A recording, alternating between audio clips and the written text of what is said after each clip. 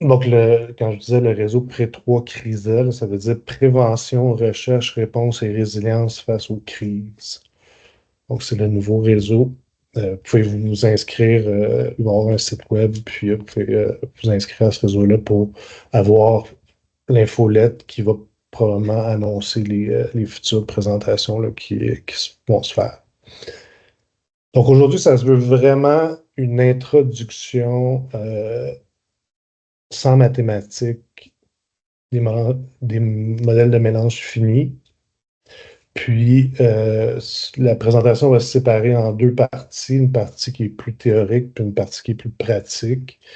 Félix La Liberté, qui est étudiant à la maîtrise avec moi et au doctorat aussi de l'année prochaine, va faire le volet pratique. Donc, la présentation théorique va se diviser en 5 parties. Il y a comprendre les motivations derrière le développement des modèles de mélange. Fini. Ensuite, on va regarder les étapes de la modélisation de ces modèles-là. On va essayer de comprendre ces modèles-là dans une perspective plus générale des modèles de variables latentes. On va voir une représentation graphique. Puis je vais vous donner un exemple concret d'un article que j'ai réalisé. C'est un projet de post-doctorat qui a pris vraiment du temps à être publié. Euh, mais, mais bon, je vais vous présenter ce projet-là pour que vous ayez une notion de comment appliquer ces modèles-là dans la vie réelle.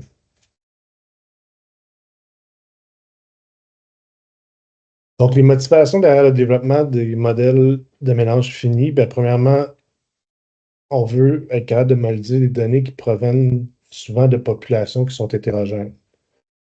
Donc, c'est ça, ce que ça veut dire, c'est que finalement, nos modèles théoriques, nos modèles statistiques, par exemple, si on fait une régression linéaire, ben, on présume que ce modèle-là de régression, il, il est adéquat pour représenter l'ensemble de notre population. Dans les modèles de mélange fini, ben, on présume qu'il y a des sous-populations.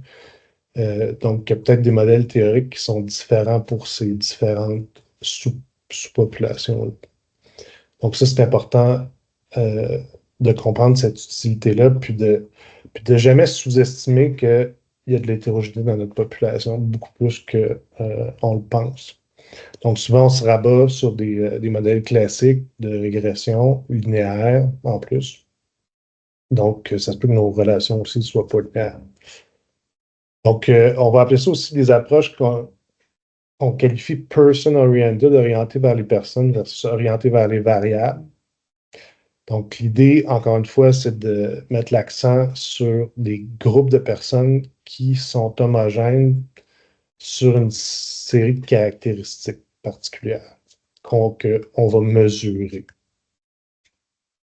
Donc, l'avantage de travailler avec des données catégorielles, donc des variables latentes catégorielles, c'est qu'on peut modéliser la non-linéarité beaucoup plus facilement qu'avec des modèles d'équations structurelles, par exemple, plus classiques.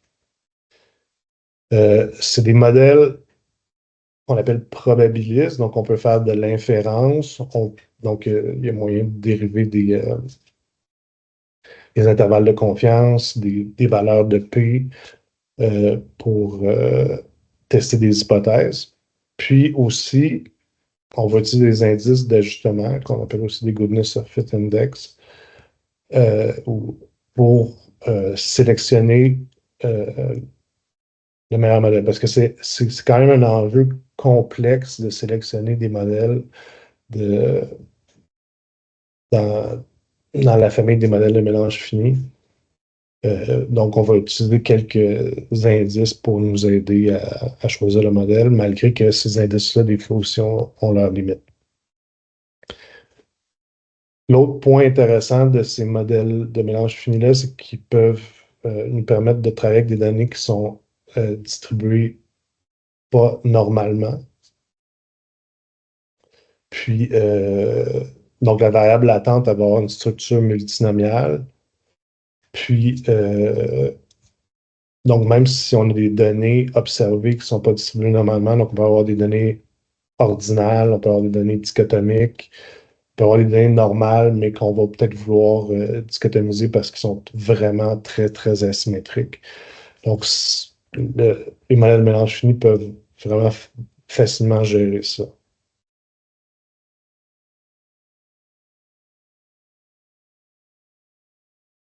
Donc, les étapes de la modélisation par mélange fini. Donc, au départ, ce qu'on va vouloir faire, c'est développer un modèle de classification à partir de variables qu'on va appeler les variables observées pour les distinguer des variables latentes qui, elles, ne sont pas observées directement. Donc là, l'enjeu, c'est d'identifier le nombre de classes latentes optimales pour bien décrire nos données, donc la relation qui existe entre nos données. Donc, en réalité, il existe de la corrélation entre nos données, mais cette corrélation-là est peut-être attribuable au fait qu'il y a des groupes dans notre population qui se ressemblent, donc ça crée de la corrélation entre nos valeurs observées. Donc, par la suite, donc basé sur ce qu'on va appeler des probabilités conditionnelles, on va pouvoir donner une étiquette à chacune des classes. Puis, interpréter ces résultats-là d'une façon plus typologique. Par la suite aussi, on peut classifier les répondants, donc à chacune des classes, basées sur leur patron observé au niveau de leur réponse. Puis en dernier lieu, ben, on peut associer à ces classes-là des variables externes. Puis ça, c'est vraiment comme relativement, ben, c'est pas nouveau, là, je veux dire, ça existe depuis une vingtaine d'années, l'idée d'associer des variables externes au modèle de classe latente. Mais il y a beaucoup d'évolutions sur la façon de faire ce genre d'association-là, tout en considérant qu'il y a de l'erreur de classification dans les modèles de classe latente. Donc, il y a l'approche naïve où on peut sauvegarder l'appartenance aux classes, puis après ça, utiliser d'autres analyses par la suite. Mais ce qu'on se rend compte, c'est que c'est pas toujours l'idéal de faire ça. Donc, par exemple, dans StepMix, on a plusieurs estimateurs qui nous permettent d'introduire d'autres variables dans le modèle tout en considérant l'erreur de classification. Donc, les modèles de mélange fini, ben, c'est des modèles aussi qu'on pourrait appeler de variables latentes. Puis dans toute cette famille-là de variables latentes, ben, vous avez peut-être déjà vu ce tableau-là là, qui nous montre un peu les relations qui peuvent exister entre des variables latentes catégorielles, des variables latentes continues, des variables observées catégorielles, puis des variables observées continues. Donc, c'est juste pour vous dire que, dans le fond, dans cette famille de modèles-là, il y a plusieurs nomenclatures qui peuvent être utilisées. Donc, comme par exemple, quand la variable latente est catégorielle, puis la variable observée est catégorielle, bien, on va appeler ça un modèle de classe latente. Puis si les variables observées sont continues puis distribuées normalement, on va appeler ça un modèle de profil latent ou un mélange, un modèle de mélange gaussien. Puis, bon, il y a d'autres modèles qu'on n'abordera pas ici, puis que StepMix n'est pas vraiment fait pour ça, mais donc quand les variables latentes sont continues, puis les variables observées sont catégorielles, par exemple, si on s'intéresse à l'intelligence, ben, l'intelligence est distribuée normalement dans la population, c'est ce qu'on présume. Puis quand on répond à un questionnaire, ben, c'est souvent, il y a une seule bonne réponse, donc on utilise la théorie de réponse au système pour analyser ce genre de données-là. Puis quand les variables d'attente sont continues, puis les variables observées sont continues, bien là, on va appeler ça de l'analyse factorielle ou de la modélisation par équation structurelle, malgré que la modélisation par classe latente est aussi de la modélisation par équation structurelle. Donc, encore une fois, il faut voir ces modèles-là comme étant reliés un à l'autre. Puis, il n'y a pas vraiment, dans le fond, c'est aussi, on peut le voir un peu inclus dans le modèle linéaire généralisé. Donc, les variables observées peuvent suivre vraiment différents types de distributions. Donc, Bernoulli, multinomial, Poisson, ordinal, normal censuré, ainsi de suite. Puis récemment, encore une fois, on sépare souvent les approches person-oriented de variable-oriented, mais on peut aussi combiner des variables latentes, catégorielles et continues euh, de façon hiérarchique. Donc, on peut faire un modèle de classe attente, par exemple, multiniveau. Donc, on va appeler ça multi-level latent class. On peut faire une analyse factorielle, mais avec un modèle de mélange par-dessus l'analyse factorielle, ce qui va s'appeler un factor mixture model. Puis il y a Mixture of Factor Analyzers aussi qui peut exister. Puis en longitudinal, par exemple, on va parler de Growth Mixture Model. Donc, on a une variable latente qui modélise nos courbes de croissance, puis on a un modèle de mélange par-dessus qui permet de faire des groupes, tout en considérant qu'il y a de la variabilité dans ces groupes-là. Donc, toujours important de comprendre que les modèles de mélange font partie d'un ensemble de modèles qu'on appelle des modèles de variables latentes. Donc, ça, c'est la représentation graphique de ce que peut faire StepMix. Donc, ici, on a nos variables observées qui peuvent être des systèmes de questionnaire ou des symptômes d'un trouble quelconque. Ou ça peut être aussi, donc on a un exemple qu'on a mis que Félix et une autre étudiante ont fait sur GitHub. Ça peut être aussi des données longitudinales, donc catégorielles par exemple. Donc l'idée de StepMix, c'est qu'on peut introduire des variables antécédentes, puis aussi des variables distales au modèle, tout en considérant l'erreur de classification qui est faite à l'intérieur du modèle de classe attente. Là, j'ai mis un C pour dire que la variable latente est catégorielle, donc c'est des groupes, au lieu d'être un continuum comme dans les modèles plus classiques d'équations structurelles. Donc, je vais vous donner un exemple vraiment très concret d'un problème qu'on voulait résoudre, euh, basé sur un modèle de mesure qui est particulier, là, qui est le DSM. Donc, le DSM propose des symptômes, puis des fois, comme dans le cas du DSM-3R, si on avait plus que 3 symptômes sur 15 symptômes de trouble de conduite, ben on était classifié comme ayant un trouble de conduite. Donc, l'idée, c'est d'identifier des sous-types distincts de jeunes adolescents présentant certains symptômes de trouble de conduite. Puis, ultimement, c'est de comprendre le processus étiologique pour établir des programmes d'intervention ou des programmes de prévention qui sont plus personnalisés. On pourrait penser aussi, pendant un temps de crise, ben, évaluer la santé mentale de la population en temps réel, c'est quelque chose qui peut être important. Puis d'établir les prévalences de ces troubles-là au sein de notre population aussi, ça peut être important. Puis de voir, bon, c'est quoi nos leviers d'intervention qu'on peut avoir et aussi quelque chose d'important. Donc, il y a eu quand même beaucoup d'évolution au niveau du DSM-3R jusqu'à aujourd'hui au DSM-5. Puis, donc, au départ, c'était le nombre de symptômes qui était le plus important. Par la suite, il y a eu l'importance de diagnostiquer les troubles qui commençaient dans l'enfance versus l'adolescence.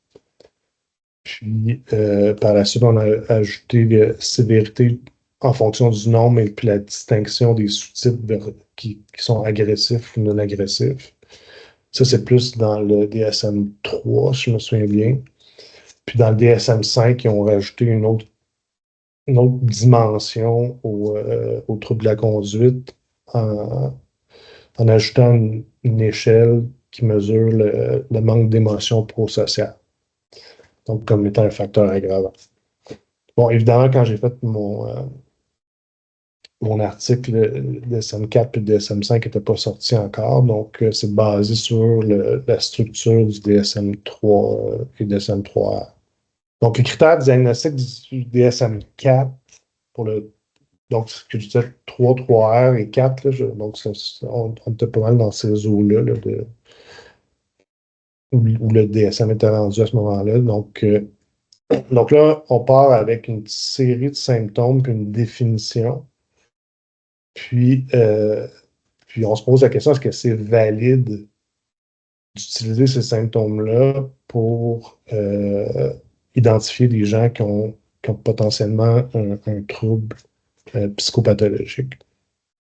Puis des fois, ça peut nous apparaître un peu arbitraire, le choix des symptômes, le nombre de symptômes, puis donc, pourquoi 3, pourquoi pas 2, pourquoi pas 5? Donc, l'avantage du modèle de classe attente, c'est que lui va nous indiquer un peu qu'est-ce qui est la meilleure façon un peu de classifier les gens basés sur une série de symptômes. Donc ça, c'est juste pour vous donner un exemple, là. Donc, il y a des exemples d'agression envers des personnes et des animaux. Donc, ça, c'est comme une dimension à 7 symptômes. Il y a destruction de biens matériels, il y a 2 symptômes. Fraude ou vol, il y a 3 symptômes. Puis violation grave des règles établies, il y a 3 symptômes. Donc, évidemment, comme je le disais, ben, il y a eu beaucoup de critiques du DSM, puis même de l'idée, même de faire des catégories de personnes, de ne pas concevoir ces symptômes-là sur un continuum. Puis, en tout cas, il y a beaucoup de débats théoriques là-dessus sur la façon de concevoir les problématiques, soit sous la forme d'un continuum ou sous la forme de catégories. Donc, ce qu'on a fait dans cette étude-là, on a utilisé l'enquête longitudinale sur les enfants et les jeunes avec 4125 adolescents de 12-13 ans. Puis, les participants venaient de 3 cohortes, ce qui nous a permis d'avoir un plus gros échantillon. Puis, devait révéler, donc c'est auto-révéler les symptômes de troubles de conduite. À ce moment-là, c'est sur une échelle Likert, mais comme les items souvent du DSM, c'est par exemple ment souvent, l'échelle Likert, je, je mettais les gens pour qui ça arrivait souvent et plus. Donc, on a dichotomisé les échelles Likert aussi parce que c'est plus facile à interpréter, mais aussi pour tenir compte de comment les symptômes étaient qualifiés. Encore une fois, l'objectif du modèle de classe attente, dans ce cas-ci, c'est un modèle de classe attente parce que les symptômes sont dichotomiques, puis la variable d'attente est catégorielle. Donc ça donne un patron, ça donne la possibilité d'avoir 32 768 patrons de réponses différents. On va essayer évidemment de simplifier. Puis c'est sûr que donc le modèle de classe attente est fait pour ça, de créer des groupes de personnes homogènes basés sur les symptômes. L'autre intérêt du modèle de classe attente, c'est d'estimer les prévalences de ces sous-types-là. Puis on va encore une fois leur donner une étiquette. Puis, basé sur cette assignation-là aux classes, on va pouvoir estimer les probabilités conditionnelles de présenter les différents symptômes. Donc, on va pouvoir voir la qualité des symptômes pour vraiment discriminer les classes.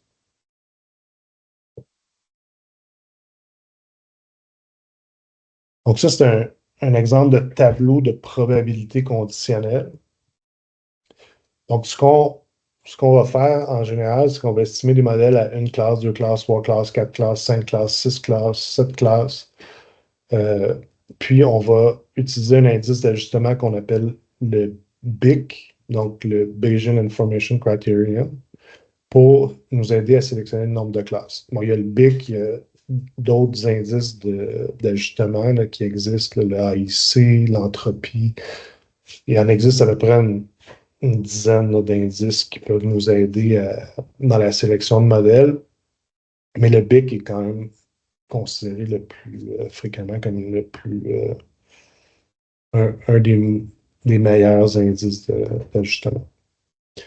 Donc, dans notre modèle, on a testé comme plusieurs classes, puis là, on s'est retrouvé que le modèle qui semblait le mieux s'ajuster aux données, c'est le modèle à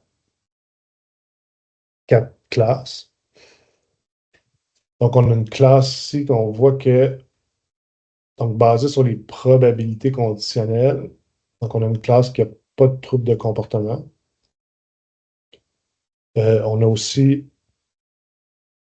une classe qu'on va nommer non agressive parce que, dans le fond, la probabilité conditionnelle les plus élevées, c'est sur des symptômes qui sont non agressifs, par exemple, comme ici, on a volé.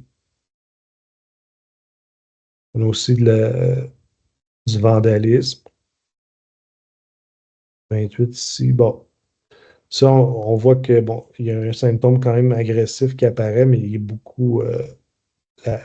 Quand, on peut se donner des ordres de grandeur. C'est un peu comme dans l'analyse factorielle, lorsqu'on a des poids factoriels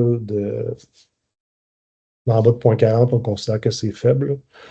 Donc ici, c'est vraiment il y a deux items qui caractérisent vraiment mieux cette catégorie-là. Mais encore une fois, c'est pas 100%. Donc cette catégorie-là est quand même un peu floue, là, si on peut dire en termes de classe attente. Là. Puis, on a aussi distingué une classe d'enfants qui sont spécifiquement agressifs. Donc, eux, vraiment, c'est les systèmes Physically Fighting with Others, 63, 85, Physically Attack People. Donc, on voit que ces deux items-là discriminent bien ce groupe-là. Mais encore une fois, à 0,42, ils ont staying out late at night, qui n'est pas nécessairement un item agressif. Mais encore une fois, on va prendre les probabilités les plus élevées pour essayer de définir notre classe. Puis à l'extrême, on a ceux qui ont des symptômes sévères, donc on voit qu'ils cotent élevées à peu près sur tous les symptômes. Ce qu'on a ici, c'est la prévalence de ces classes-là. Donc, comme attendu, 82% de la population pourrait être classée comme n'ayant pas de trouble de la conduite. 13,9% auraient des troubles de conduite, mais de forme non agressive. 2,3% auraient la forme plus agressive, puis juste 1,4% auraient la forme sévère ou mixte. Donc, on voit qu'il y a quand même de l'hétérogénéité dans notre population, puis qu'avec un score de 3, ben, on pourrait se retrouver dans différentes catégories. Donc, utiliser un score continu, c'est peut-être pas la meilleure idée pour distinguer les gens dans notre population. Donc, ce que j'ai fait, on a aussi créé une variable dichotomique qui était le score. Donc, si on a 3 symptômes et plus, basé sur le DSM. Donc là, ce qu'on voit, c'est que ici, il y en a 39% qui ont 3 et plus. Ici, il y en a 73% qui ont 3 et plus, puis ici, 99% qui ont 3 et plus. Quand on regarde le nombre moyen de symptômes, donc on voit que ce groupe-là est en moyenne en bas de 3 symptômes. Eux, autour de 3,5, puis eux, ils ont 8,3 symptômes. Donc, on pourrait peut-être établir des nuances à la catégorie diagnostique d'avoir 3 symptômes et plus. On pourrait peut-être dire au-dessus de 8 symptômes, ben là, on a des cas vraiment très, très graves, très sévères de troubles de la conduite. Puis, ici, ça nous donne l'idée que ça vaut peut-être la peine de distinguer entre agressif et non agressif en termes de typologie. Donc, au moment où j'ai rédigé cet article-là, euh, on n'était pas encore. Bon, j'ai utilisé un logiciel qui s'appelle LEM, qui a été développé qui est l'ancêtre de Leighton Gold, là. Donc, qui a été développé par Jeroen K. Vermont en Hollande. Puis, à ce moment-là, il y avait pas possibilité de considérer l'erreur de classification. Du moins, moi, ce que j'avais fait comme stratégie, j'avais utilisé les probabilités postérieures comme pondération dans mes analyses, ce qui ressemble un peu au ce qu'on appelle l'approche three-step BCH. Donc, en tout cas, on ne rentre pas dans le détail de ces estimations-là là, pour l'instant. Mais l'idée, c'est de dire, OK, est-ce que ça vaut la peine, encore une fois, d'avoir plusieurs classes pour définir nos groupes, puis notre population? Puis, est-ce que l'étiologie est différente pour l'étiologie, puis aussi les conséquences, là, ce qu'on va voir par la suite? Donc là, ce qu'on voit, par exemple, ici, c'est des rapports de cotes, donc il faut être familier avec la régression logistique.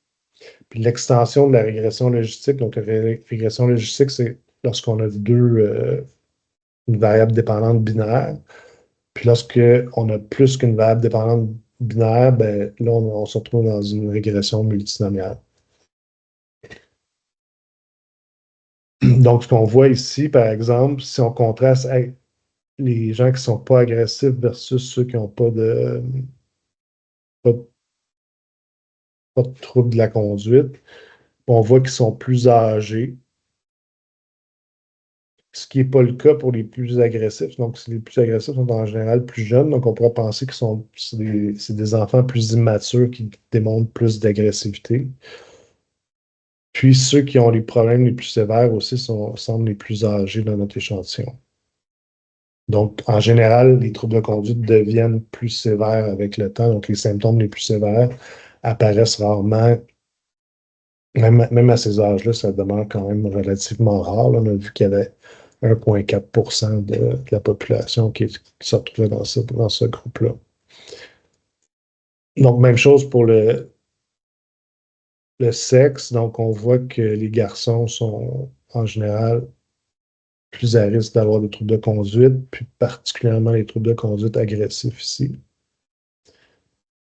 Puis, encore une fois, ben, on peut mettre d'autres facteurs là, comme le statut socio-économique, l'instabilité du quartier, puis aussi le désavantage socio-économique du quartier. Puis, ça nous permet, encore une fois, de discriminer nos classes, donc savoir s'il y a des caractéristiques particulières qui, euh, qui nous permettent aussi de cibler nos interventions, géographiquement parlant. Donc, si on se rend compte que les problèmes se situent plus dans les quartiers défavorisés, ben, on peut cibler ces quartiers-là. Dans la même idée, ben, il y a toujours un peu la préconception que les gens qui ont des troubles de conduite non agressifs, ben, c'est moins grave que ceux qui ont des troubles de conduite agressifs. Donc là, ce qu'on a fait ici, c'est qu'on est parti de nos classes, donc c'est en bas ici, la partie en bas qu'il faut. Donc ça, c'est des variables de contrôle là, qu'on a juste introduit parce qu'on voulait évidemment contrôler pour ces facteurs-là. Puis ici, c'est nos variables dépendantes. Donc, est-ce que tu as vendu de la drogue? Puis ça, c'est à l'âge de 14-15 ans. As-tu fait partie d'une gang? As-tu porté une arme? As-tu agressé quelqu'un? Puis, est-ce que tu as été en contact avec la police?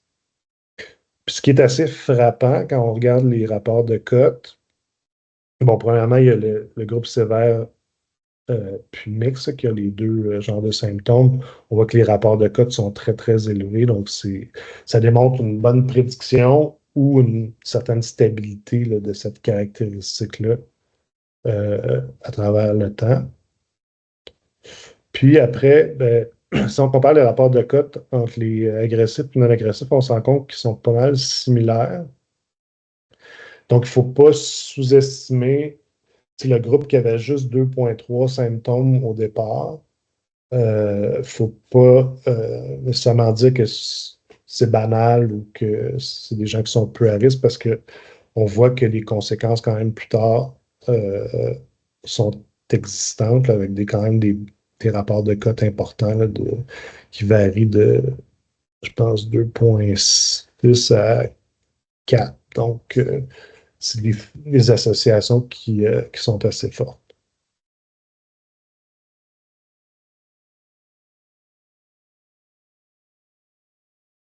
Donc, cette section-là du PowerPoint, c'est juste comme un résumé de ce que je viens de dire. Donc, je n'irai pas en détail par la suite, mais pour ceux qui ont pas vu la présentation, ben ça permet un peu de synthétiser ce que j'ai dit oralement là, en présentant les différents tableaux.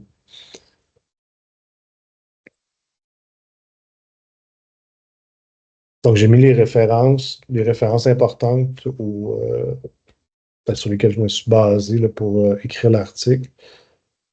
Puis, donc, c'est ça. Je ne sais pas si c'est des questions pour cette partie de la présentation. C'est la fin de la présentation théorique. Par la suite, Félix va présenter la partie pratique.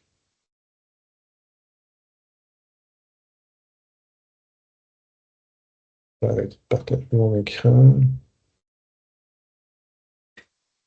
OK, ben je vais prendre le contrôle du partage. Est-ce qu'on voit bien? Tout est petit. Je ne sais pas si tu peux grossir un petit peu. Ben oui, pas de problème. Est-ce qu'on voit bien maintenant? Ouais, c'est mieux. OK. Donc, là, ça va être un exemple d'application dans R, là, vraiment comme si c'était là, la section laboratoire là, de votre cours de statistique 101. Donc, c'est vraiment une douce introduction à l'analyse de classe latente. Le but, c'est de poser vos questions, là, peu importe c'est par rapport à quoi, par rapport à la section de modèle, par rapport aux fonctions utilisées, les différents objets créés. Donc, il n'y a pas peur de poser vos questions. Là. Le but, c'est que ce soit aussi dynamique le plus possible. Donc, juste avant, je vais. Ici, là, c'est le dossier que je vous ai partagé. Donc, juste vous dire, grosso modo, la structure. Là. Donc, il y a un projet R avec ici le R Markdown qu'on a ouvert. On a des données ici là, qui ont été simulées, donc pour représenter là, les données de l'exemple qu'on vient de présenter de la course EAR 2010. Vous pouvez, si vous voulez, là, jouer avec cette simulation-là est déjà faite, là, donc pour changer les différents paramètres, pour avoir des résultats différents si vous voulez jouer aussi avec des variables là, qui vont servir pour des solid outcomes ou comme prédicteurs.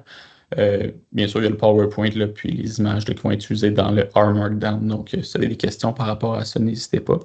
Donc, on va tout de suite se lancer. Donc, comme je disais, c'est basé là, sur une étude pas une étude, mais sur un script de simulation. Là, donc, ce pas des vrais résultats, c'est simplement là, pour l'exemple d'application. Donc, on va commencer tout de suite. Normalement, là, vous avez déjà utilisé là, la librairie Reticulate en utilisant là, le petit tutoriel pour installer Reticulate. Pour la première fois, c'est assez demandant parce que ça va dépendre là, de plusieurs facteurs comme le type là, vous savez, un Mac, un Linux ou un Windows. Vous savez quelle application vous avez sur votre ordinateur parce que Reticulate va déjà télécharger Python qui va ensuite être utilisé par le wrapper R StepMix. Puis dans le fond, il faut juste, une fois qu'on réussit là, à installer Reticulate, on peut utiliser plusieurs wrappers comme StepMix, R, qui va pouvoir utiliser différents packages qui ne sont pas offerts dans R, mais dans Python. Donc aussi le logiciel en libre accès, là. Donc ce qui permet la bonne communication entre les différents univers. Donc, une fois qu'on a téléchargé Reticulate et tout fonctionne, normalement, vous avez ce qu'on appelle un environnement Python qui est Conda, qui va se situer là, dans la section User de votre ordinateur. À la fin de la présentation, là, vous pouvez retirer ce gros dossier ou sinon le garder pour faire d'autres analyses. Il est aussi possible de trouver sur le net d'autres façons d'installer Reticulate qui vont prendre moins d'espace sur votre ordinateur, mais encore une fois, ça va dépendre de votre hygiène numérique, entre autres. Donc, je vous laisse regarder ça par vous-même. Donc, une fois que c'est fait, on peut télécharger le StepMix R à partir de CRAN, Dplyr pour la manipulation des bases de données, puis ici, petit cadeau, Package GT qui permet de faire des beaux tableaux dans R, le style APA. Donc, on va lancer ça. Puis ensuite, on peut aller ouvrir notre base de données, puis ensuite rajouter un site aléatoire pour la reproductibilité des analyses. On a ici la description de nos 13 variables. Donc, on va commencer par regarder vite fait notre base de données avec la fonction head. Puis, on va le sortir ici là, avec le notebook là, de RStudio, parce que dans Visual, parfois, là, on peut voir ici là, que ça sort mal, on ne voit pas tout le nom des variables, puis des fois, on manque des valeurs. Donc, on va utiliser aujourd'hui le notebook. Là. Donc, on peut voir ici, dans une base de données, que c'est des items binaires, puis qu'il y a des données manquantes. Donc, pire chose à faire, c'est de retirer toutes les données manquantes d'une base de données, donc faire du list-wise deletion. On va perdre beaucoup d'informations de 1 et de 2. Ben, ça suppose que les données manquantes, ils sont distribuées de manière aléatoire dans une base de données. Puis ça, c'est rarement le cas. Par exemple, ici, on peut voir rapidement là, que si on regarde la première observation, bien, on peut voir que c'est une personne là, qui a tendance à avoir plusieurs données manquantes comparativement à d'autres. On peut supposer qu'il y a différents patrons dans notre base de données, puis que les patrons ne sont pas aléatoires. Donc, à la place, qu'est-ce qu'on va utiliser? C'est le Full Information Maximum Likelihood qui va nous permettre d'utiliser le plus d'informations possible. Donc ici, par exemple, pour le premier répondant, mais la valeur de 0 pour l'item bullying va être gardée. Donc, on va utiliser le plus d'informations possible plutôt que de tout supprimer de notre base de données. Grosso modo, ça donne des modèles qui sont beaucoup plus robustes. Donc, une fois que c'est fait, on va utiliser en ce moment la fonction muted all de Dplyr, ce qui permet dans le fond de changer nos données manquantes codées NaN, qui sont pour not available dans R, en NA. Puis là, on va les transférer en NaN, qui sont pour not number. C'est utilisé dans, par exemple, Panda dans Python. Là, comme ggplot est un package pour faire des graphiques, ben Panda, c'est pour la manipulation de bases de données. C'est très populaire dans Python. Donc, simplement pour changer la fonction. Là, donc, comment on code nos données. Donc, on fait juste changer en fond NA, NaN, puis c'est pas plus compliqué que ça. Donc, en ce moment, si tout va bien, je vais continuer. Donc, directement là, avec StepMix et ses avantages, là, bon, OK, pourquoi StepMix? C'est d'autres packages d'analyse de classe latente. Mais, entre autres, c'est ici, là, cette petite fonction-là. Enfin, il y en a deux, là, mais surtout la fonction StepMix qui permet de faire différents modèles de mélange dans un seul package. Donc, avant, ce qu'on avait besoin d'utiliser pour faire un modèle de classe latente, bien, c'était PoLCA. Ensuite, si on voulait faire un modèle de profil latent, donc avec des items qui étaient continus, on utilisait mClass ou TidyLPA. Donc, StepMix, là, ça permet d'utiliser différents modèles de mesure. Puis aussi, et surtout, puis c'est vraiment ce qu'on voit souvent en pratique, ben, c'est des systèmes qui ont différentes distributions, donc binaires, catégoriels à plus de 2 catégories et continu aussi avec différentes distributions. Donc, l'idée, là, c'est d'avoir différents estimateurs là, qui permettent d'avoir différents ensembles d'items. Donc, dans la fonction StepMix, on a différents arguments. Aujourd'hui, on va voir juste les plus simples pour un modèle simple, qui est un modèle avec les systèmes binaires, puis le NaN ici, ben, c'est pour utiliser le Full Information Maximum Likelihood. Donc, on indique que les données manquantes dans notre base de données pour faire un modèle de classe latente. Ensuite, on a la fonction random state. C'est un seed aléatoire. Encore une fois, là, c'est à l'intérieur de la fonction, donc pour s'assurer de la reproductibilité des analyses. On l'a dans StepMix, qui n'est pas accessible dans tous les packages. Puis ici, on a le n-init égale à 5. On va voir plus tard ça sert à quoi, mais rapidement, c'est pour le nombre d'initialisation de l'algorithme EM pour s'assurer d'une bonne convergence sur le maximum global. On va y revenir. Et dernièrement, on a verbose est égal à 1, c'est simplement pour pouvoir sortir le output dans la console. Donc, on va lancer ça parce qu'on va le mettre dans un objet qui s'appelle modèle LCA, qu'on va venir placer dans la fonction fit comme premier argument et comme deuxième argument notre base de données. Ça, on va le lancer directement, puis en même temps, on va le mettre dans un objet modèle LCA fit. Je vais le relancer pour que vous puissiez voir.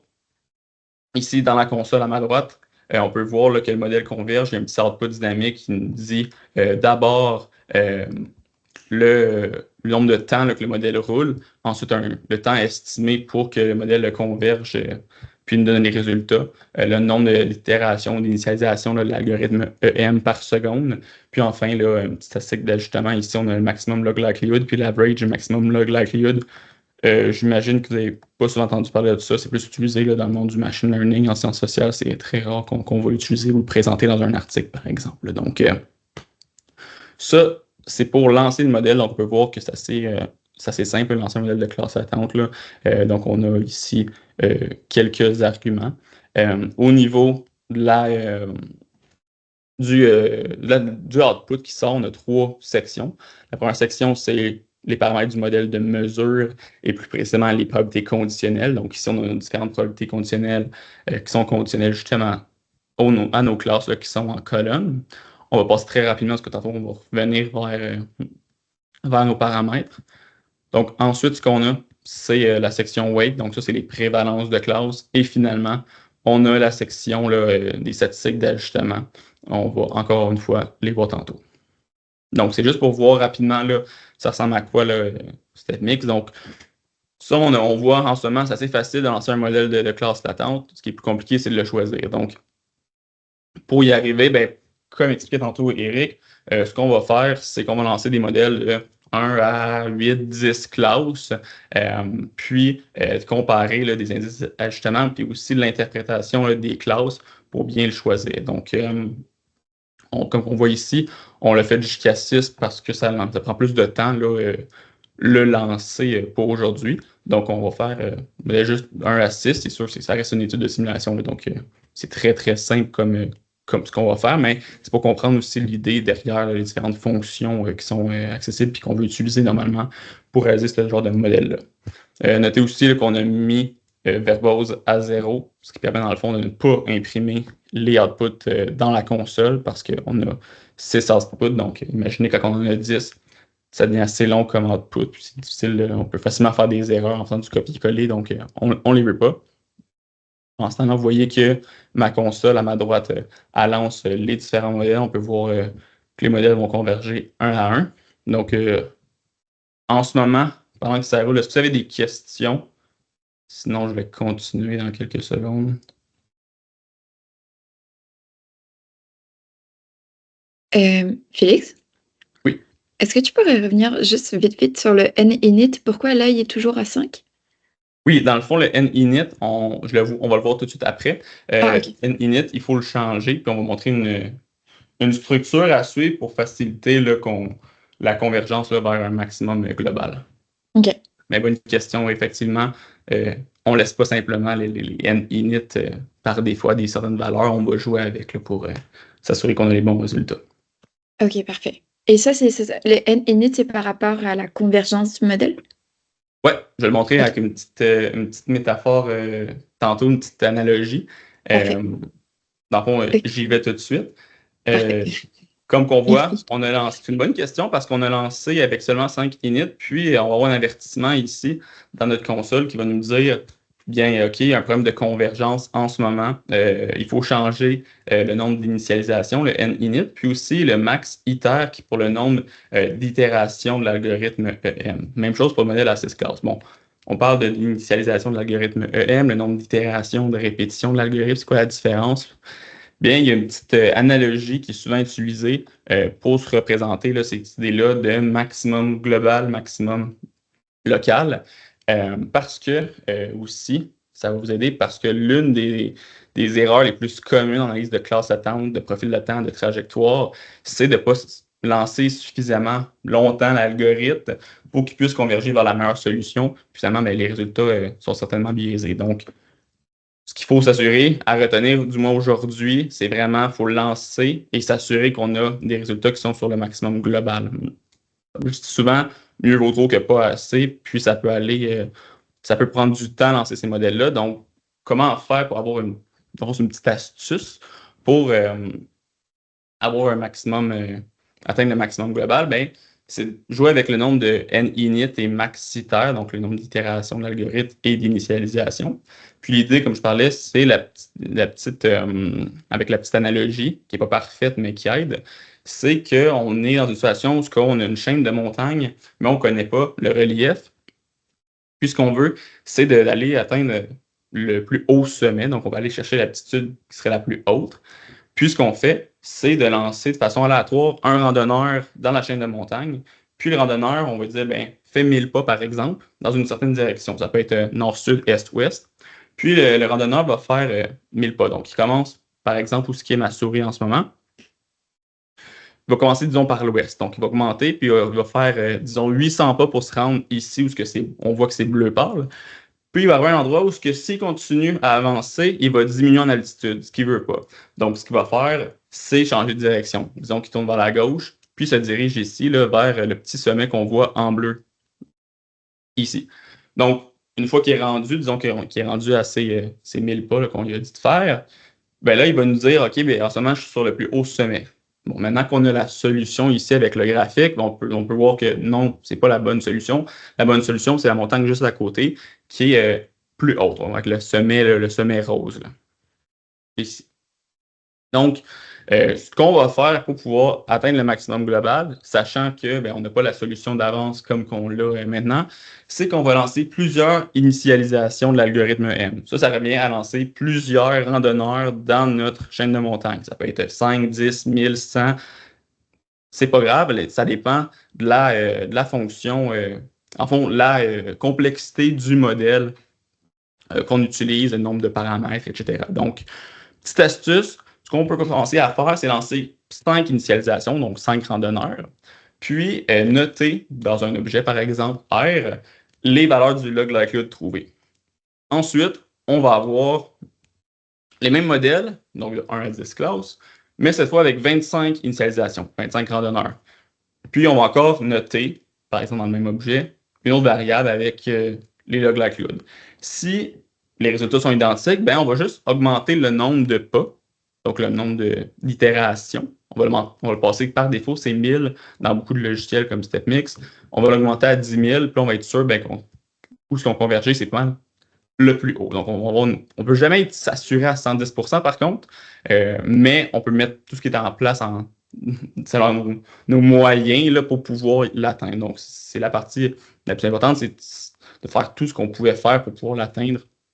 Puis dans la meilleure de façon logique aussi, là, lancez pas vos algorithmes pendant 3 semaines non plus. Là, il y a une logique à ça aussi. Donc, si on suit cette astuce-là, c'est qu'ensuite, OK, ça, c'est si ça fonctionne. Mais si ça ne fonctionne pas, qu'est-ce qu'on fait? On peut l'augmenter à 100.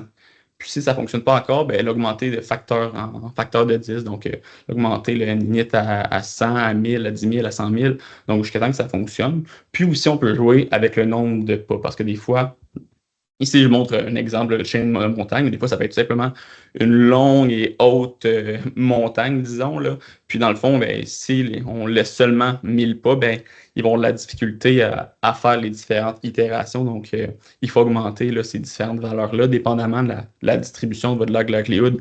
En ce moment, c'est facile à voir parce que c'est 3 dimensions, mais on peut être aussi à 18 dimensions aussi. Là. Fait que c'est juste une façon de se représenter un peu ce qui se passe, puis d'aller voir comment, là, en lançant vos algorithmes, vous allez voir que vous allez avoir là, vos résultats puis aller voir s'ils sont stables. Donc, encore une fois, mieux vaut en mettre plus que pas assez. Puis aussi, là, OK, mais pourquoi? c'est qu'aussi, ça va mieux discriminer vos classes. Souvent, ce qui arrive, c'est que vos classes latentes vont avoir une certaine discrimination entre les classes, mais si vous êtes sur un maximum local, souvent, ce qui arrive, c'est que si vous aviez lancé votre algorithme plus longtemps, vos classes seraient mieux discriminées encore. Oui, des fois, ça peut changer l'interprétation du BIC, par exemple, mais souvent, ce qui arrive, c'est que c'est le même modèle, mais qui est encore mieux. Donc, vous voulez vraiment passer du temps à faire cette partie-là de l'analyse, c'est ce qui est le plus long. Donc, une fois que c'est fait, par contre, vous êtes sûr que vos résultats sont robustes puis sont là pour de bon. Là. Donc, important. Aussi, ben, c'est ça. C'est normal que ça prenne plusieurs minutes, souvent plusieurs heures, puis ça va dépendre de beaucoup de facteurs, là, le nombre de personnes dans votre échantillon, la machine que vous avez, là, donc la puissance computationnelle que vous avez, mais aussi c'est la présence ou non de données manquantes. Là, donc, il y a plusieurs raisons. D'où le fait qu'aujourd'hui, on ne va pas le faire. Mais c'est important, on compare les modèles de 1 à 10 classes, puis on regarde là, les différents modèles s'ils vont venir bien converger. Est-ce que ça répondait à ta question? Ça a une question, je pense. Oui, Félix, merci pour ton explication. C'est juste que pour revenir un peu à ce que tu viens juste de dire, au début, on regarde dans ce cas-ci, les 6 modèles qu'on a essayés, c'est ça. Et ensuite, on regarde l'indice, le N-init. Non, dans le fond, ce qu'on veut, c'est que le log likelihood obtenu, il ne change pas malgré le fait qu'on augmente de manière significative le N-init.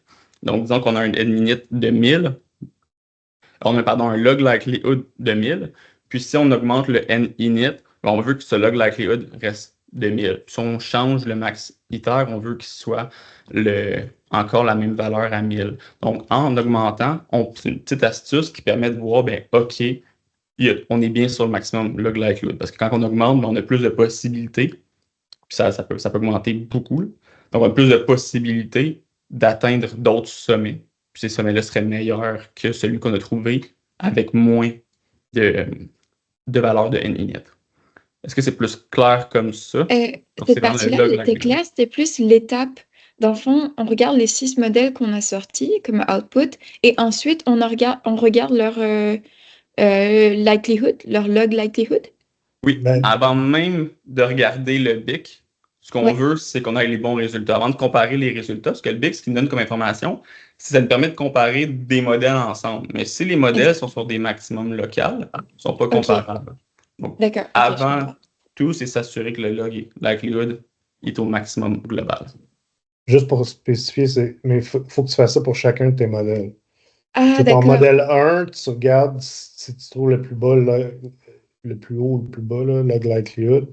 Donc, c'est à ce moment, pour chacun de tes modèles, il faut que tu testes N-init. Mais tu sais, en général, je pense que M+, ou Layton Gold, par défaut, ils font genre 15 initialisations.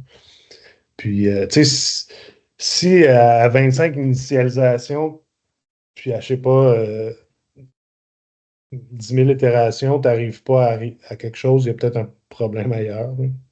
OK. C'est peut-être pas le bon modèle. Ouais. Je rajoute là-dessus que ça dépend vraiment de la complexité. Si des modèles super simples, comme quand on utilise les bases de données là, comme Iris ou Banknote ou Cars, oui, mais des fois, il y a des modèles où tu as plus d'items, et ces valeurs-là vont être différentes là, parce que c'est plus d'items. Si par exemple, c'est des modèles longitudinales, ça peut prendre plus aussi de temps. Là. OK. Mais c'est sûr que ça, M+, justement, ils vont avoir différents algorithmes derrière. OK, parfait. Merci.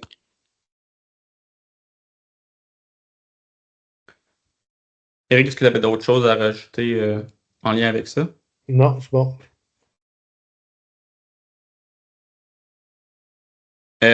Donc, maintenant, disons qu'on a lancé tous nos 10 modèles. Ici, on en a 6, mais en pratique, on en a souvent 10. On lance nos 10 modèles. On s'assure que pour chaque modèle, on est sur le maximum global. Maintenant, on peut comparer les modèles pour faire le choix du modèle. Donc, on va comparer les modèles de 1 à 10 classes en utilisant, comme expliqué tantôt Eric, le BIC. Donc, on peut sortir ici, là, dans Step Mix, là, la fonction qu'on a créée, la fonction qui, dans le fond, c'est l'objet de la fonction fit. puis aller chercher le BIC, puis mettre ça dans un objet qu'on va appeler Big Data. Donc, on a différentes valeurs. Puis ici, on voit que si on l'imprime, puis on utilise la fonction whichmin pour c'est quel le minimum, ça nous indique que le modèle à 4 classes, ben, c'est le modèle avec le plus petit BIC. On peut aussi utiliser l'AIC, le CAIC, le Sample Adjusted BIC, il y en a plusieurs. Donc, on peut lancer, puis faire la même chose. Donc, si je vous présente par exemple la fonction FID, on peut voir qu'il y a beaucoup d'informations qu'on peut aller chercher, comme le BIC, puis l'entropie, par exemple. Là. Donc, on peut aller regarder ça par vous-même, ce qui est disponible. Donc, tout simplement, pour montrer un peu la logique, là, elle va toujours rester la même. On peut tout mettre ça dans une base de données aussi, donc créer des libellés pour les modèles ici de 1 à 6 classes, puis les combiner en colonnes, puis les arrondir là, à deux chiffres près la virgule, puis ensuite là, combiner cet objet-là dans une base de données avec nos libellés qu'on a mis dans un objet modèle class list. Puis finalement, là, on peut l'imprimer puis demander encore une fois c'est quoi la valeur minimum là, pour le BIC, l'AIC et le CAIC. Une fois que c'est fait, on va encore utiliser là, le notebook du visual de RStudio. Donc, on peut voir ici que tous nos indices d'ajustement disent que le modèle à 4 classes est le plus parcimonieux. Puis, on peut voir encore les résultats ici là, en forme de base de données. Là. Donc, je vais fermer ça. Juste faire un petit commentaire sur les indices d'ajustement. Puis, des fois, les indices d'ajustement, c'est sûr, c'est un indicateur, ça nous aide, mais des fois, les indices d'ajustement s'améliorent tout le temps ou il y a des situations particulières où ça peut arriver. Donc, c'est important aussi de, tu sais, que nos classes, c'est comme une représentation théorique. En tout cas, il faut que le modèle, dans le fond, soit aussi intéressant.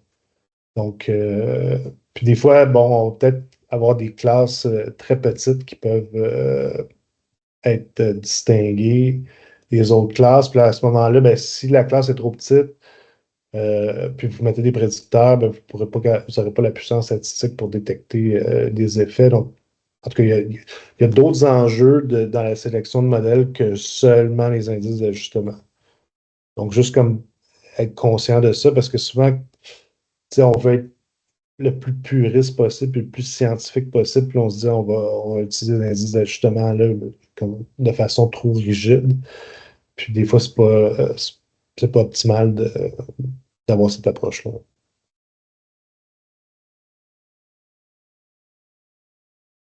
Si on n'a pas de questions, je vais continuer.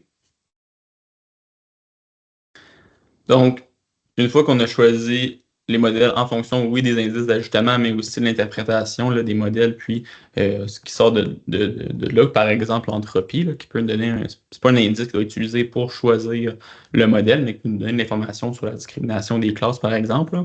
Une fois qu'on a choisi le modèle, ici, ce serait un modèle à 4 classes, bien, ensuite, on peut aller sortir les paramètres. Là. Donc, ici, dans StepMix, il y a une fonction getParameters. On va le prendre, puis on va le mettre dans un objet qui va s'appeler param. À partir de l'objet param, on va aller chercher les weights, qui sont les prévalences de classe. Puis de la même manière, on va aller chercher l'objet measurement avec les propriétés conditionnelles, les P's. Puis ça, on peut les sortir en ce moment. Puis regardez de quoi ça a l'air. On voit que c'est juste une longue liste de probabilités conditionnelles puis de prévalence, ce qui fait au total 56 paramètres parce qu'on en a 4 prévalences puis 13 indicateurs fois 4 classes, ça fait 52. Là. Ça devient long, donc on ne peut pas les regarder comme ça. Plutôt, on va préparer les résultats dans une base de données.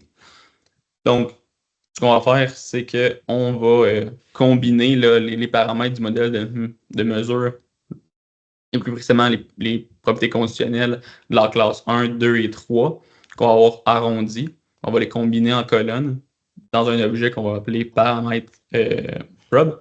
Puis on va créer une base de données avec ça. Puis finalement, ben, parce que par défaut, quand on crée une base de données, ça s'appelle les variables V1, V2, V3, V4 dans R, ben, on va simplement les changer pour classe 1, classe 2, classe 3, classe 4. Si on imprime ça, puis on le regarde encore une fois avec le notebook là, de RStudio, on peut voir là, ici nos différentes classes avec les propriétés conditionnelles. Bon, maintenant, c'est un peu difficile d'interpréter ça comme ça, donc on veut rajouter dedans là, un petit vecteur avec les différentes là, en caractères, là, les différentes libellés pour les indicateurs utilisés. Puis finalement, on rajoute ça dans notre base de données. Puis on peut aussi, là, à partir de l'interprétation des classes, renommer les classes. Là. Donc, première classe, ça faisait référence à la classe des non-agressives. La deuxième classe des sévères mixtes. Donc, c'est la classe la plus importante là, en termes on voit ici que les indicateurs, là, les probabilités conditionnelles sont assez élevées. On avait les physical aggressive, puis ceux qui n'avaient pas de troubles de comportement. Donc, on peut renommer ces classes-là, puis les réordonner là, pour avoir les libellés à la gauche, ici, là, comme pour interpréter. Donc, si je lance ça, on peut le voir, puis je vais encore sortir le notebook. Donc, on voit ici les différents là, résultats dans le modèle de classe latente. Nos probabilités conditionnelles se trouvent ici. Est-ce qu'on a des questions sur cette partie-là? Donc, c'est vraiment juste jouer pour les avoir puis pouvoir les interpréter. Là, Ça a une question. Dans le fond, tu viens de dire que pour le deuxième groupe, les probabilités conditionnelles sont pas mal élevées. Est-ce que c'est parce qu'il y a une échelle à laquelle tu te fies que pour dire à partir de telle probabilité, on se dit que c'est élevé ou c'est juste visuellement, on voit que c'est élevé par rapport aux autres, donc on peut dire que cette classe-là est plus importante que les autres. Oui, exactement. C'est toujours relatif. On doit vraiment l'interpréter, puis ça reste vraiment des modèles là, qui sont inductifs, puis exploratoires. Là. Donc, on peut interpréter, par exemple, la classe 2. Quand on regarde chaque probabilité conditionnelle, sont relativement élevés. Donc, leur patron, là, en général, le patron de probabilité conditionnelle s'interprète comme, ben, c'est élevé dans beaucoup, même si au niveau local, là, par exemple, quand on regarde le deuxième item, qui est 47, est plus faible que celle de la classe 3. La probabilité conditionnelle est plus faible que celle de la classe 3. Mais en général, quand on remarque que le patron s'interprète comme une classe avec les probabilités conditionnelles là, sont tous relativement élevées, là, surtout lorsqu'on compare avec les trois classes en général. Là. Donc oui, ça, finalement, c'est juste un libellé qu'on donne à un patron de probabilité conditionnelle. Là. Le libellé, il vient de l'être humain, donc on peut l'appeler élevé ici, qui simplifie, qui réduit là, toute l'information à un libellé. En général, l'idée, c'est de prendre les probabilités les plus élevées, puis ça va comme caractériser ta classe. OK. Donc, à chacune de tes classes, tu regardes c'est quoi, disons, les 3 ou 4 probabilités les plus élevées, puis ça va te permettre de donner une étiquette. Mais comme je disais, des fois, c'est pas parfait. Là. OK. Des fois, c'est comme dans ma classe agressive, il y avait comme un symptôme non agressif qui apparaissait. Donc, c'est pas toujours comme parfait, mais tu essaies du mieux possible de donner une étiquette à ta classe parce que c'est ça. Sinon, c'est pas interprétable, ça. OK, parfait. Merci. Est-ce qu'on avait d'autres questions? C'est presque terminé. Okay. Donc, maintenant, j'ai montré comment qu'on peut là, avoir les différents paramètres. Là. On peut les copier et les mettre dans un tableau le style APA dans Word.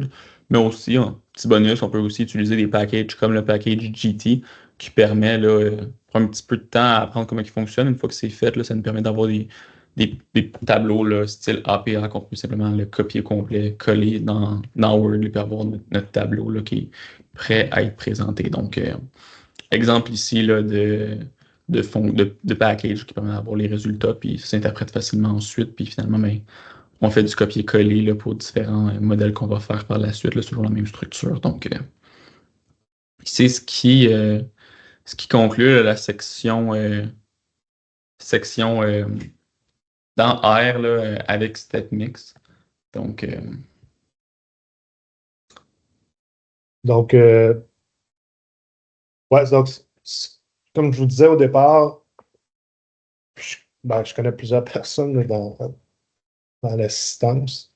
C'est sûr, c'est une introduction au modèle de classe attente. Il y en a qui connaissent déjà ça depuis, depuis longtemps. Puis, mais je pense que c'est ça, l'intérêt, c'est de StepMix, c'est vraiment dans dans une formation subséquente, probablement qu'on va introduire des facteurs prédictifs, puis aussi, ce qui est particulier, c'est des variables distales, qui est vraiment la nouveauté dans StepMix. Donc, ça va être des choses qu'on va pouvoir vous montrer dans le futur. Puis aussi, les différentes, cette espèce de notion-là de stepwise, d'estimer, d'avoir des estimateurs comme en étapes. Ça aussi, c'est une particularité de StepMix. Donc, ben c'est toutes des particularités qui sont beaucoup plus avancées puis beaucoup plus techniques. Donc, on voulait, comme pour commencer cette série de webinaires-là, avoir une approche plus globale, plus grand public. Donc, si vous attendiez à savoir un truc plus technique, ben, je suis désolé, là, ça va arriver plus tard.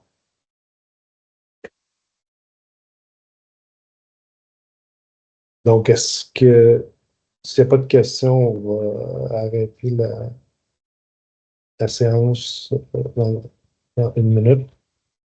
Ben, merci, je vous remercie aussi d'avoir été présent. On est très fiers de cette petite librairie qu'on a créée pendant 2 ou 3 ans. Donc, on espère qu'elle va être utilisée. Donc, merci à tout le monde. Bonne fin de journée. Merci beaucoup. Bonne journée.